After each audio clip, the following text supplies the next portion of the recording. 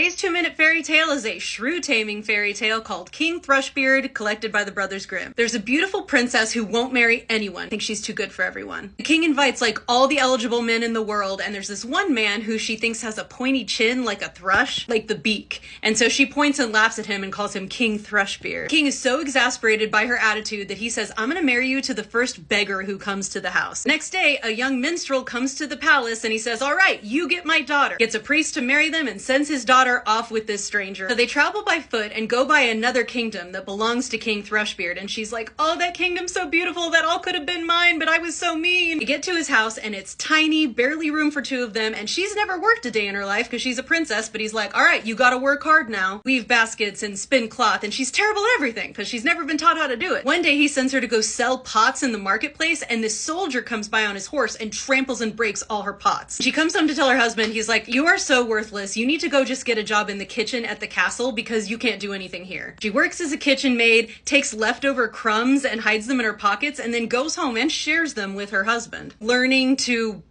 care about other people and be humble. One day while she's working, she hears King Thrushbeard is getting married, and so she goes in to kind of sneak on the festivities, look at everyone in their fancy clothes, and then suddenly King Thrushbeard grabs her. He forces her to dance with him and humiliates her because when he grabbed her, she dropped all her jars and everything all over the floor. All the guests laugh at her. She's so upset, she runs away crying, but then the king follows her and says, "Hey, guess what?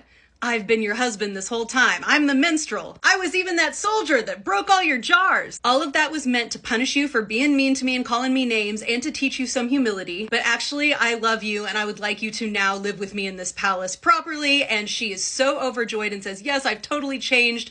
I'm down with this now." So they have a second wedding where they can have a big feast and ball and invite her dad, and everyone lives happily ever after. I covered this and other shrew-taming fairy tales on this one of my fairy tale playlist in a deeper dive, because you can read it as someone who is snotty learning their lesson, or as a man putting a woman in her place through really horrible manipulation and abuse. That's up to you. As always, check out my book, Dust Spells, and my podcast link is in the bio.